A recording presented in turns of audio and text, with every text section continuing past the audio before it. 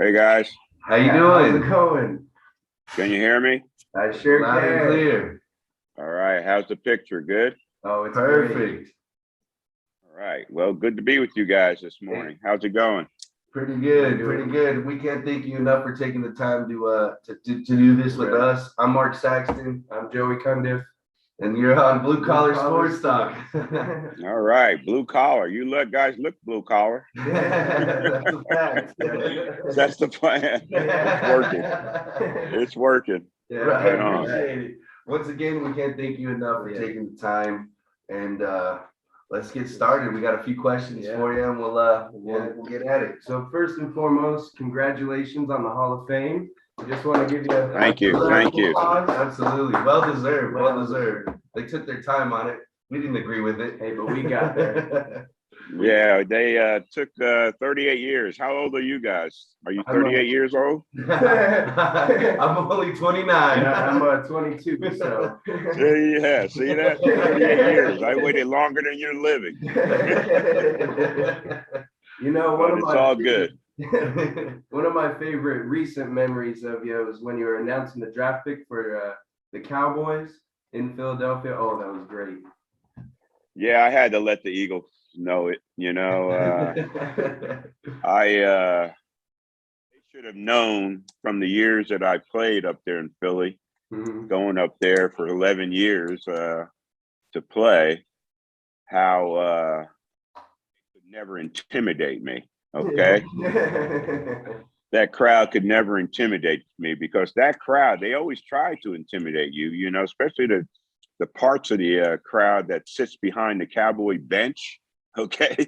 Some of the Yeah. things that they say, I could not even say on the blue collar sports. Oh, man.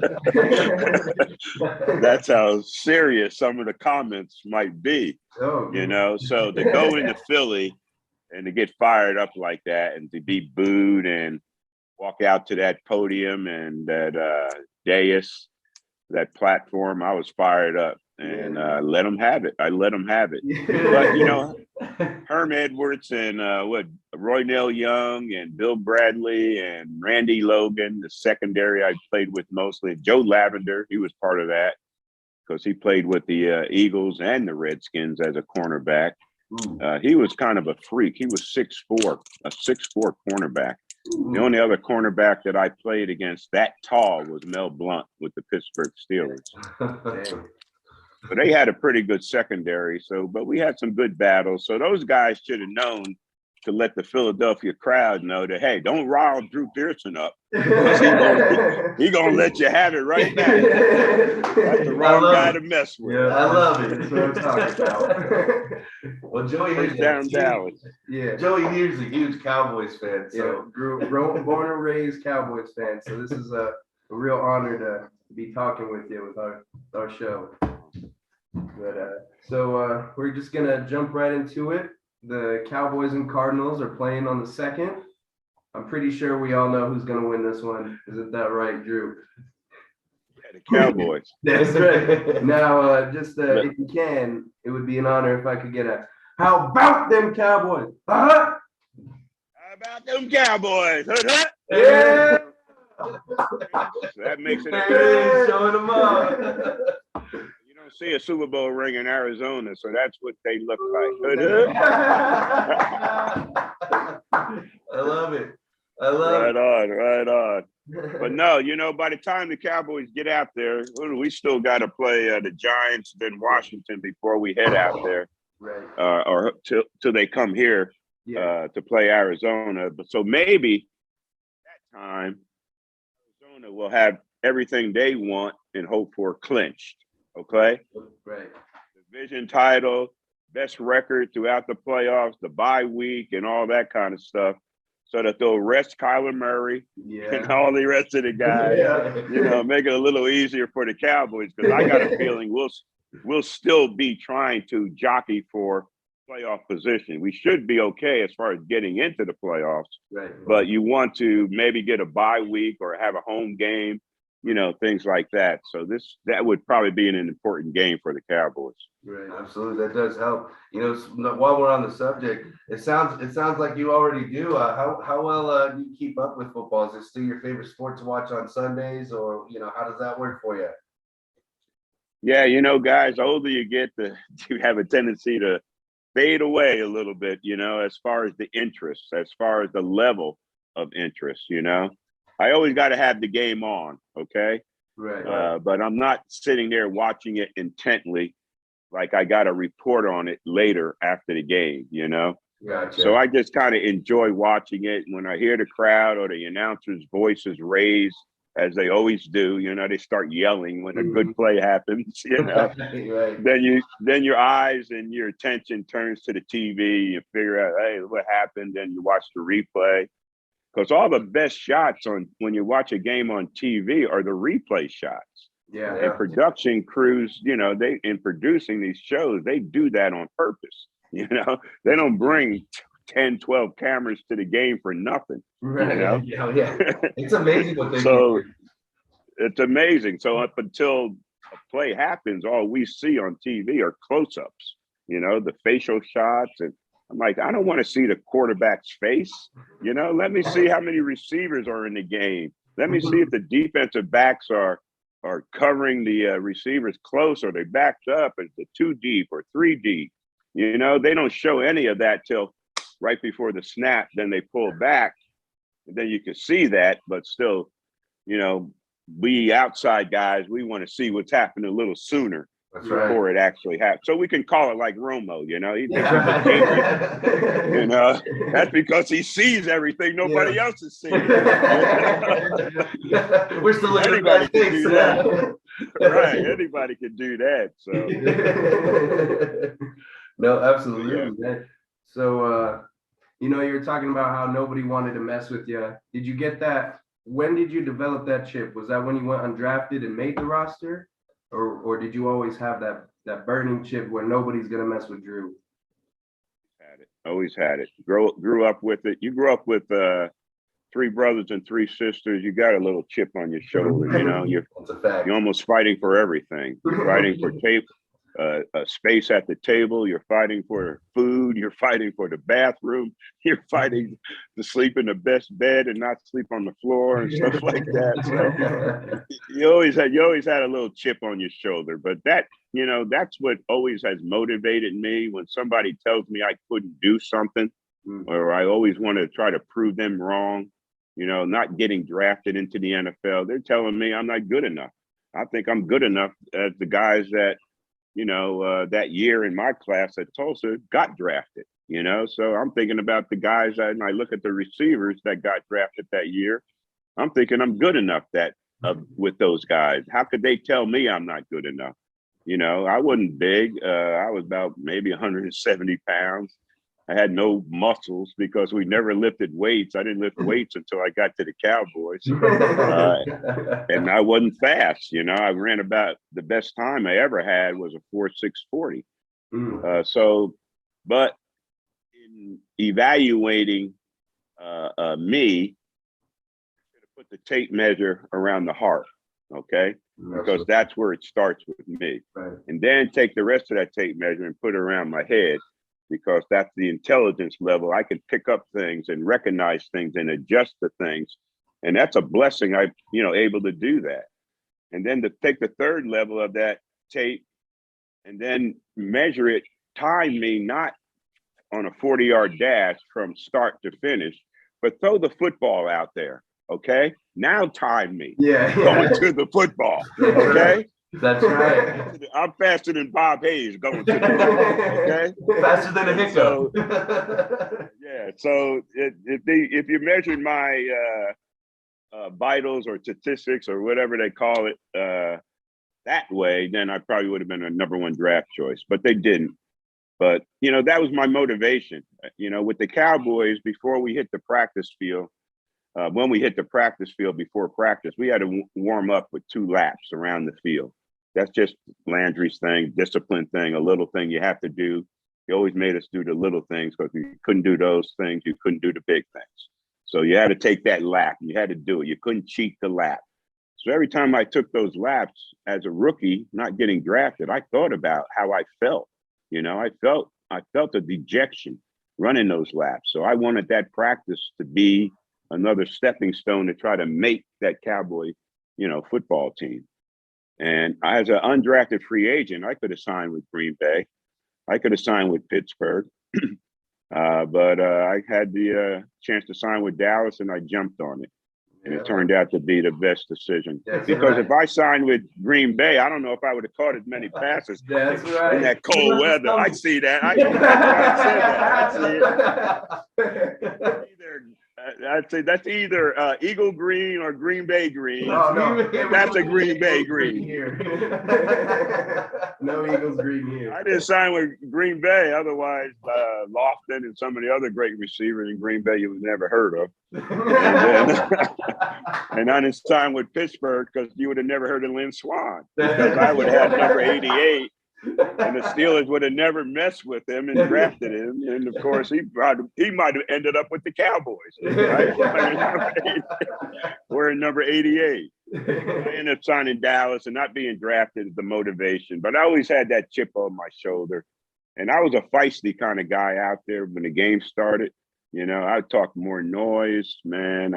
My teammates used to tell me to shut up, man. He said, "You don't have to block those big linemen. Shut up, Pearson." So, hey, but I love that. You gotta motivated me because when you talk that noise, guys, you got to back it up. Oh yeah. Motivated me to try to back it up every time. Absolutely. Yep. Like I said, I love that. You gotta have fire in your belly. You gotta keep that going. You gotta let them know something. That's right. That's right. Mm-hmm. So, moving kind of on outside of football, we both, first and foremost, we're sports fanatics. So we thought we knew a lot about you. And then, we watched, your documentary on, the football life of Drew Pearson. And, man, we learned so much more, showed so much more. And that's the point of this whole setup that we have today, is just to show the person behind the pad, show, who Drew Pearson is. We saw that you were involved in a couple of charity events, and, myself and Joey, my father, Mark Saxton Sr., we have a nonprofit organization here in Northern Arizona called Saxton Projects, and we help with the youth. And last summer, with the help of Jameer Miller and some of the other Cardinals and Lenny Jones and Jabari Brown, we were able to actually, we had it to where the Little League here, they didn't have to charge the children to play. They got new equipment. So nice. It was really a blessing to be a part of, and we see that you're a part of those kinds of things. Can you talk about some of the events that you've been involved in? Yeah, I've been, you feel blessed to have the opportunity to lend your name, likeness, and presence to different opportunities for people to better themselves. Whether it's the Cancer Society, Little League Baseball, Wounded Warriors, man, I can't do enough, for Wounded Warriors. I was able to, I can't even remember who the Cowboys was playing. They won the game. Oh, I don't know. I can't remember. But anyway, I had the opportunity to sit in the suite with Wounded Warriors, veterans, and there's 38 of them, and to listen to their stories. They think I'm a hero. They're patting me on the back. Drew, way to go. You're my man. I watched you as a kid growing up. But then I see them, a young girl, 23 years old, missing part of her leg. She had to jump out of a plane in a crucial situation. And, I see a young man whose spirit is just unbelievable. His face is just burnt, marred, and you're like, touched by all this. So what I'm trying to say is, when you see that, you want to do even more to get back. You don't even think you did enough for these folks. So like Homes for Hope for Veterans, some of those things that you guys are doing out there. My man Steve Markham, he's the one that hooked us up for this call. Absolutely. And when Steve tells me to do something, I do it. Okay, there's only one other guy I conform to like that, and that is my quarterback, Roger Staubach. Okay, okay. So he asked to do this, and mainly to talk sports and be with you guys, but also to promote what he's doing, what you guys are doing, and help with the Homes for Hope for the veterans and stuff like that. And his lovely wife, Maria Verbatis, she's all involved with that. And a lot of times you can give money to organizations and stuff like that, but when you give yourself, that's a real commitment. You give your time, that's a real commitment. And some of these things you do for these veterans, that's what they want, They want that you to give them their time, They want you to see and hear about what they went through, these experiences. And I tell you, we can't do enough for these veterans. I wish I could do so much more. I wish I had Amari Cooper's salary at $19 million a year. Absolutely. I keep 3 of that million for myself, and I have a different veteran a year, every year become a millionaire, just to make life a little easier. I know money can't buy you what you lost, but it can help bridge the gap maybe a little bit, So, anyway, I just appreciate what you guys are doing. I appreciate what Steve Markham was doing. And if you want to talk more about it, tell me more about it. I'm listening. Okay, even to you, my man, Mark, being a Green Bay Packer. But I also heard you're a former police officer, right? Yes, I am. So I gotta relent. Okay, I don't want to be walking around like this, with these things behind my back. That's the trick. I got one more deal. Put one hand here, one hand here. Next thing you know, click, click, right? Been through that experience one time, and that was enough. Hey, you scared Drew Pearson straight, okay? I was there one time myself at a younger age. Never again. Yeah, right. That's all it takes. That's right. You ain't lying. So tell me more about what you guys are doing and how involved you guys are. Absolutely. With these efforts. Absolutely, and like I said, it's called Saxon Projects. Myself, Joey, my father, Mark Sr., and Mike Young, my little brother, Jimmy. Actually, all of our family is really involved. We all go hands on deck. My wife, my mom, my brother's wife. I mean, we all go hands on deck. Like I said, we were able to make it to where it was right after the pandemic.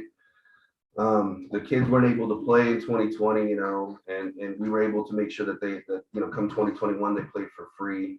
We helped out the entire football organization, the youth football organization here in Holbrook, Arizona. With our help, they were able to get new jerseys, new equipment. They had money for travel now. We also helped out, which is crazy, the same organization, the cheerleaders were able to get new equipment as well and to do more things, to travel more with the team and things like that. There was a youth softball team, travel ball. We helped pay for their insurance all the way through 2022, I believe. So they're eligible to play. All we do is we try and put on what we do, especially because myself, I used to be a police officer, and I'm also a volunteer firefighter on the Holbrook Volunteer Fire Department. So is my little brother. So we bridge that. And we every year we do an annual police fire softball charity game. And last year's event, like I said, we had a couple of the athletes come out, join us. Actually, Lenny Jones from the San Francisco 49ers, he actually stayed and played on our team. And is that right? Yeah. Right on. So it was cool. And Jameer Miller, we're actually hooking up right now. We're going to try and get something in the works. A surprise for you folks at home here in Holbrook. We got something in the works for around the May area that we're going to try and do for the kids. I can't speak too much on it yet, but I want to. I'm excited. It's big things. Big things. Nice. Our ultimate goal here is I can't let this cat out of the bag. Our ultimate goal is to ultimately get a sports facility and equipment for all sports, not just one sport, but all sports, and also the schools as well. We can help build that. That's our main goal. Nice. Well, I hope you guys get the support you need financially to like that on, because I tell you, in this world today, we got to get these kids away from video games and gaming and all that. And we're making it harder and harder for them to get outside and do things and play. You know, we got to protect the grassroots of all the sports. That's right. You know, and the grassroots is with these kids coming through playing. You know, we talk about the numbers decreasing, kids playing football. You know, they're worrying about CTE and injuries. We just heard about Vincent Jackson. Yeah. God bless, you know, his story. Yeah. My goodness, you know, how sad is that? You know, I play with a guy with like Tony Dorsett who's going through it, you know, and Tony's being a trooper by letting people diagnose him so that he can, you know, pass on knowledge about CTE so we can do things better for the kids coming through. But we got to protect the grassroots of all the sports and to get kids involved physically, not, you know, virtually. Absolutely. Yeah. You know, get involved physically. Yeah. Get them back You know, out I there. live on a cul-de-sac. I never hear a kid out there playing ball. Oh. If I never had that back in the day, man, we would have been tearing that cul-de-sac up.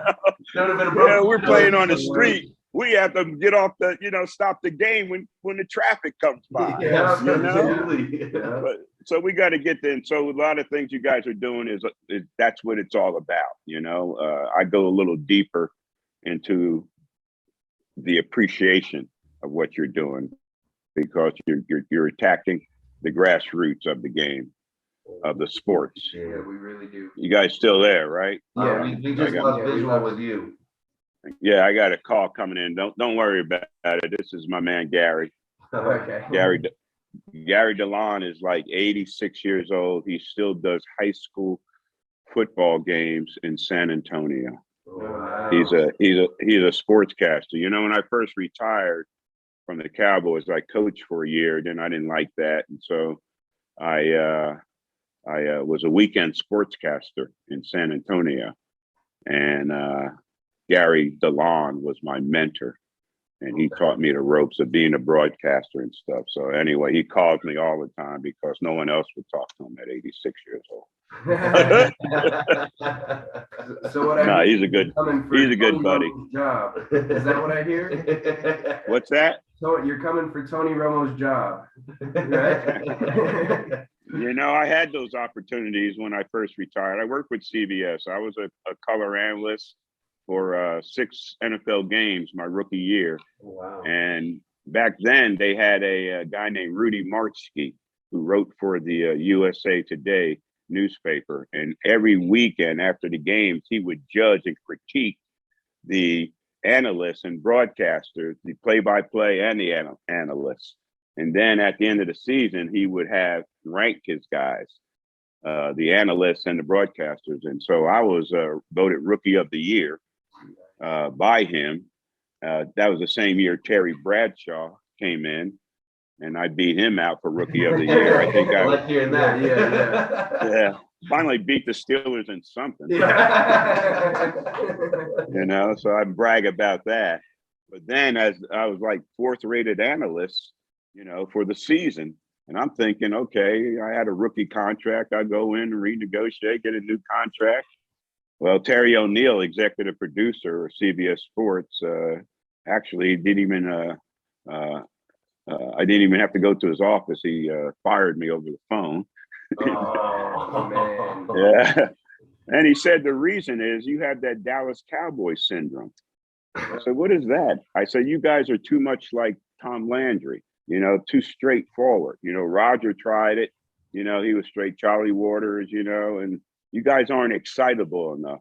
This was during the time when John Madden was the criteria. Okay. It was boom, boom, yeah, you know. You know, John Madden, no one could do it like that. So Terry Bradshaw kind of fit that mold.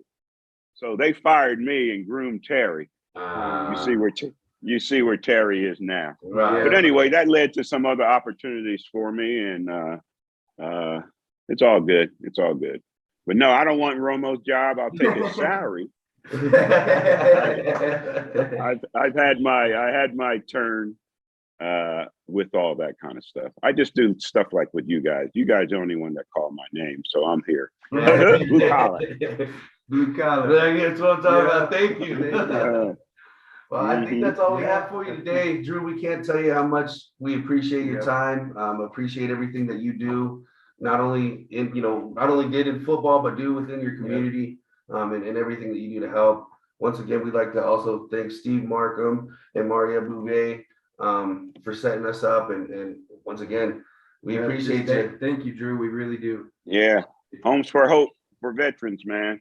Hey, if you guys need anybody out there to play some little softball or something, the charity event, call my name, all right? You got got it. it. You know, baseball was my sport, okay? You got it. You'll be on the list. As long as you got a fence out there, because I got to hit it over. I ain't running them out, okay? Oh, we got a fence Right. and lights. I got to jog around those bases, Yeah. all right? Hood, I got to try.